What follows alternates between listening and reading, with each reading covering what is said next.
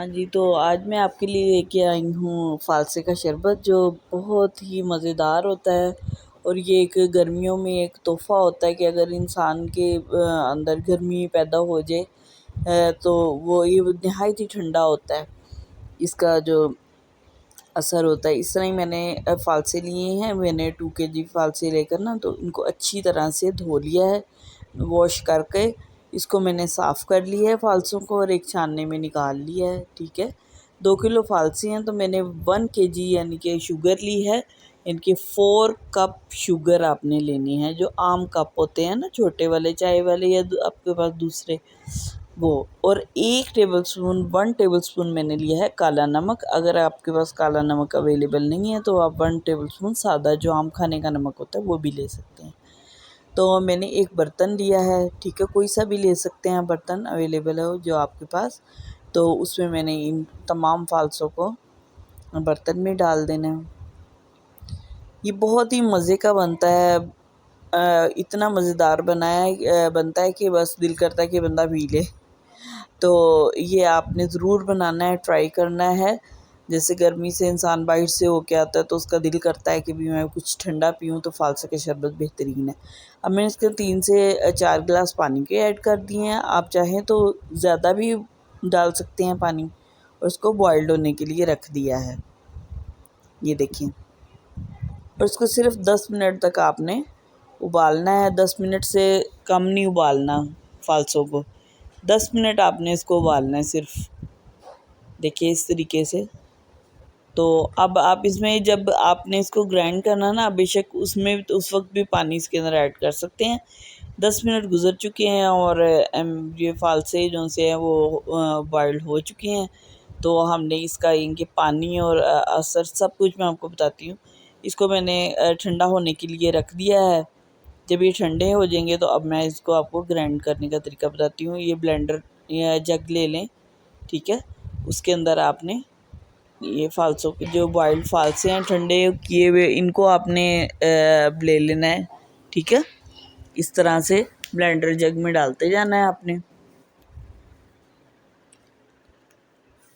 और साथ इसमें थोड़ा सा पानी जो फ़ालसों का है इसको भी ऐड कर लेना है, इसको ग्राइंड करने के लिए। अब आपने, हाँ जी, इस तरह से थोड़ा सा ना ग्राइंड करने से पहले ना इसको थोड़ा सा ठंडा कर लेना है, ताकि वो जले वगैरह ना हाथ। और गरम को तो वैसे भी ज़्यादा तेज़ गरम को नहीं ग्राइंड करना चाहिए। अब मैंने इसको अच्छी तरह से ब्लेंड कर लिया है। ब्लेंड करने के बाद इसी तरह एक स्ट्रेनर ले लें। मैंने पहले भी आपको सिरप बनाने के तरीके में तो स्ट्रेनर का बताया हुआ है कि हमेशा ये जितने भी शरबत आप बनाते हैं ना तो उसको स्ट्रेन करते हैं, ताकि जो एक्स्ट्रा है ना इसके छिलके वगैरह, अब इसके अंदर जो सीड्स होते हैं छोटे छोटे से ना, वो अलग कर लेने।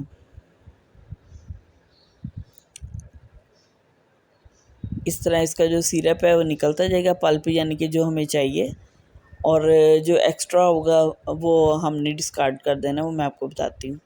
इस तरह से थोड़ा थोड़ा स्ट्रेनर में डालते जाएं और करते जाएं, ऐसे इस तरीके से आराम से चम्मच की मदद से।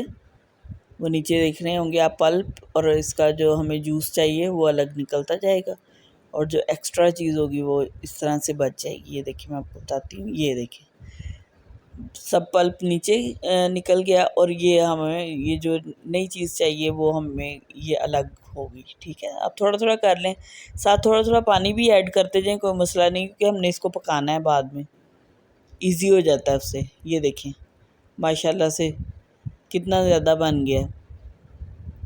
इस पॉइंट पे आके हमने दोबारा इसको चूल्हे के ऊपर रखना है और नीचे फ्लेम ऑन कर देना है।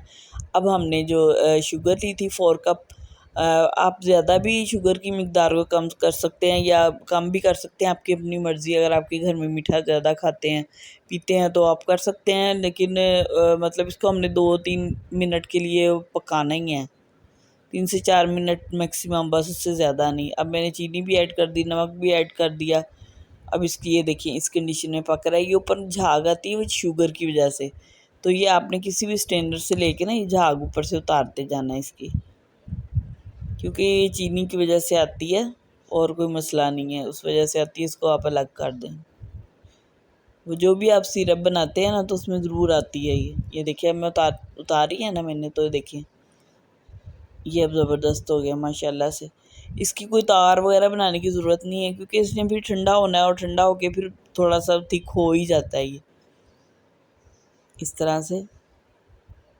ये देखिए माशाल्लाह अब रेडी हो चुका है। इसको ठंडा करें और मैं ग्लास में शफ़ल किया है। ठंडा करने के बाद मैंने इस तरह से ग्लास में इसके मन के हाफ़ से कम जो सा है ना क्वांटिटी गिलास की वो डाला है मैंने सिरप। जो कोई चीनी कुछ भी डालने की ज़रूरत नहीं, कि ऑलरेडी ये रेडी है। नमक भी डाला हुआ है और चीनी भी डली हुई है, इस साथ मैंने क्यूब्स डाले हैं।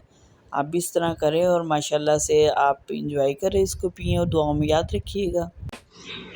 अच्छा व्यूवर्स, तो मैं उम्मीद करती हूँ कि आपको आज की ये रेसिपी आपको ज़रूर पसंद आई होगी। आप इस रेसिपी को ट्राई करें और कमेंट सेक्शन में मुझे अपना फ़ीडबैक शेयर करें। अगर आप सब ने अभी तक मेरे चैनल को सब्सक्राइब नहीं किया तो इसको सब्सक्राइब करें। चलें तो व्यूवर्स, अब इजाज़त दें। अल्लाह हाफ़िज़।